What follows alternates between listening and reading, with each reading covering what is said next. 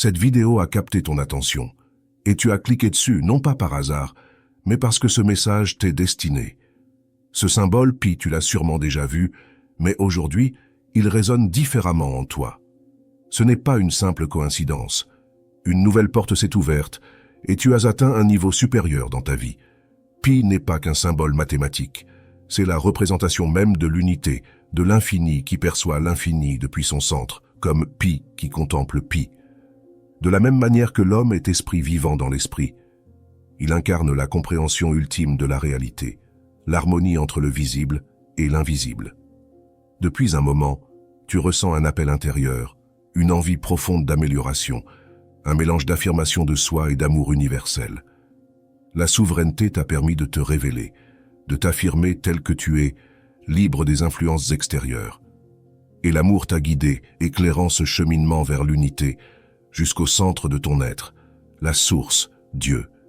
Aujourd'hui, tu es arrivé à ce point crucial que l'on appelle l'illumination spirituelle ou l'éveil de conscience. Tu as transcendé les limitations pour entrer dans l'harmonie parfaite avec ta véritable nature. Et c'est ici, à cet instant précis, que commence la vraie vie. Si cela te paraît compliqué, ou si tu n'en comprends pas encore pleinement le sens, je t'assure que même si tu n'as aucune connaissance en mathématiques ou sur le chiffre pi, tu auras tout compris à la fin de cette vidéo. Tout d'abord, faisons un bref récapitulatif sur notre parcours, du début de notre vie jusqu'à aujourd'hui. Au tout départ, nous sommes arrivés dans ce monde par le processus naturel de la perpétuation des races via la reproduction. Nous sommes donc nés au sein d'une famille et avons grandi dans cet état juvénile jusqu'à la maturité du corps. De l'état enfantin jusqu'à aujourd'hui, on nous a enseigné des choses venant de l'extérieur et jusqu'à présent, nous avons mené notre vie en fonction de ce que les personnes extérieures à nous-mêmes nous avaient inculqué. Cependant, aujourd'hui, nous comprenons que nous sommes arrivés sur Terre avec un état de conscience plus élevé que les générations précédentes au moment de leur naissance, à une époque où l'état d'esprit global était limité. Par conséquent, les idéologies dominantes dans la société d'alors étaient elles aussi limitées. C'est un peu comme si nous avions intégré le monde à l'époque où tous les hommes cantonnaient leurs activités à l'idée répandue que la Terre était plate, bien que cela n'ait jamais reflété la réalité. De la même manière, nous avons intégré une époque où les hommes croyaient que la mort existait, que les maladies étaient une fatalité, que l'homme était limité et bien d'autres idées. Les hommes, jusqu'à présent, ont donc mené leurs activités comme si ces idées étaient des vérités absolues, tout comme autrefois avec la Terre plate. Pour nous libérer de ces limitations, il a fallu nous isoler un moment avec nous-mêmes, afin de nous recentrer auprès de notre véritable maître, notre « je suis », notre moi profond. Ce processus d'intériorisation nous a permis d'apprendre la vérité absolue et de l'intégrer pleinement jusqu'à atteindre l'illumination spirituelle. Nous avons alors rejoint les rangs des maîtres, de ceux qui peuvent réellement aider le monde. Comme tu le sais maintenant, tout est esprit, et l'univers est mental.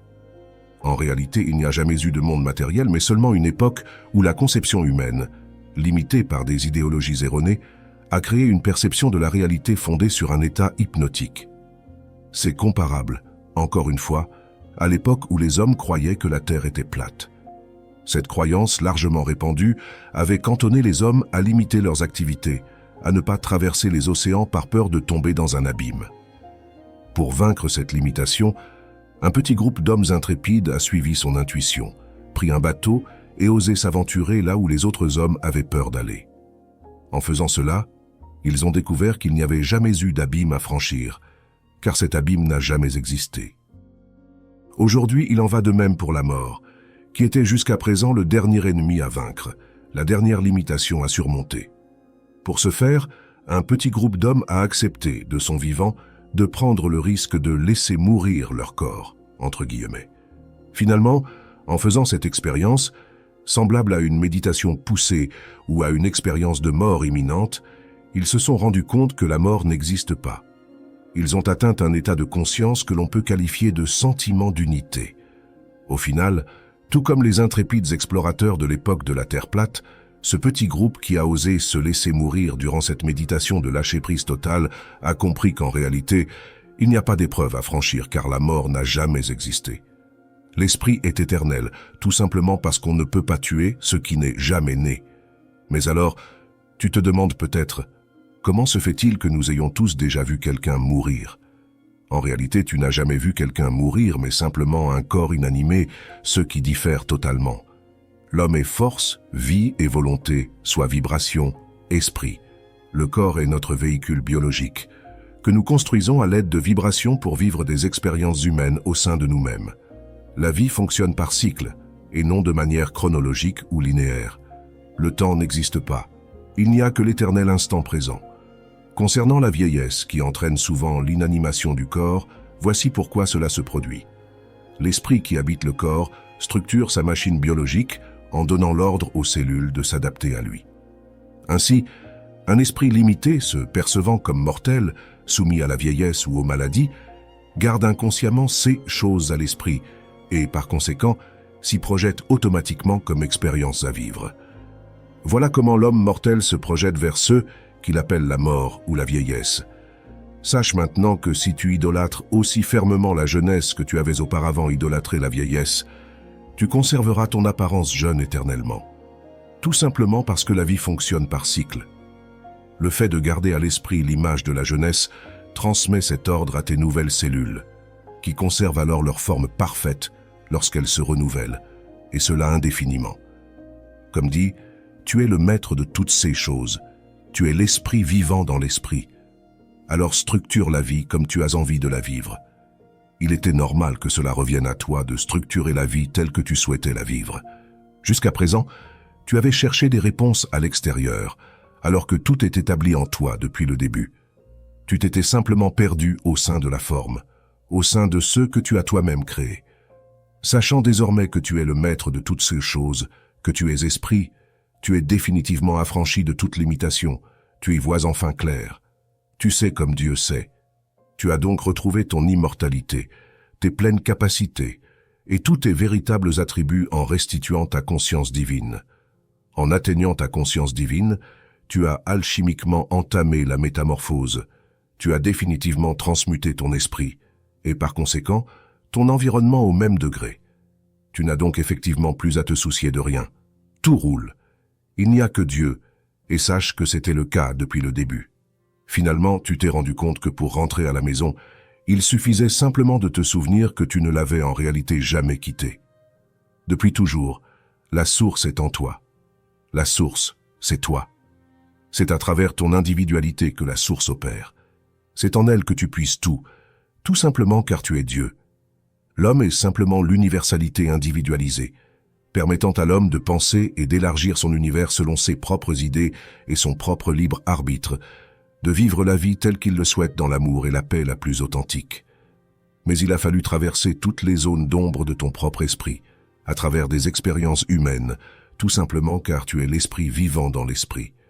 Il est donc normal que les limitations mentales que tu avais jusqu'à présent se soient manifestées dans tes expériences, tout simplement car tu es l'esprit dans l'esprit. Il n'y a jamais eu d'autre réalité que celle d'ici et maintenant.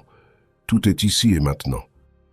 C'est ici que vient la profonde symbolique du chiffre pi, qui, jusqu'à présent, ne t'avait pas plus intéressé que ça. Mais aujourd'hui, tu as le niveau de conscience pour le comprendre pleinement. Pi est un nombre irrationnel, c'est-à-dire qu'il ne peut pas être défini, car il est illimité. C'est donc un nombre transcendantal que l'on pouvait uniquement comprendre avec une conscience divine, non limitée par le concept de définition. Pi correspond à cette constante mathématique, le rapport entre la circonférence d'un cercle et son diamètre. Préalablement, nous t'avons dit que pour comprendre la réalité, il fallait joindre les deux bouts d'une ficelle pour former un cercle, puis élargir ce cercle pour en former une sphère. Voici donc pi. Cela est synonyme du processus que tu as effectué dans ta conscience.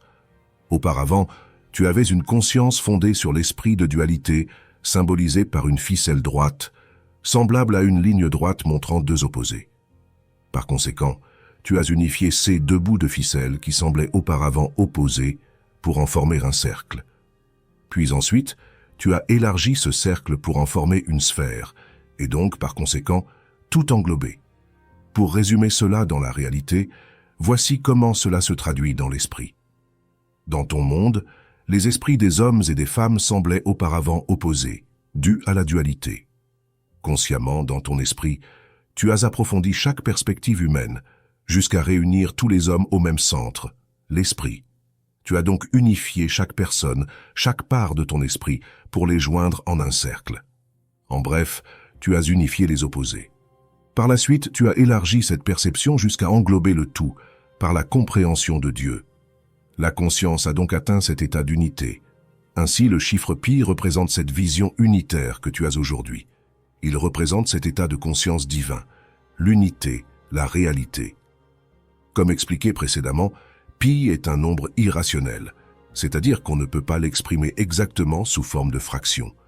De manière équivalente, sa représentation décimale ne se termine jamais et ne s'installe jamais dans un motif de répétition permanent. Eh bien, c'est exactement comme cela que fonctionne ta conscience.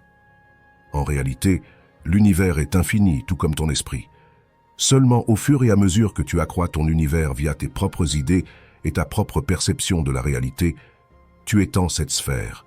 En soi, tu es comme pi qui perçoit pi, soit donc l'illimité qui perçoit l'illimité, l'infini qui perçoit l'infini, ou tout simplement Dieu en Dieu, l'esprit vivant dans l'esprit. Tu ne peux donc pas te définir car tu es illimité. Ainsi, le nombre pi est la représentation de l'éternité et de l'infini. Il ne finit jamais, mais continue à s'étendre encore et encore. De la même manière que toi, ton esprit continue à s'étendre encore et c'est ainsi que tu sembles élargir l'univers.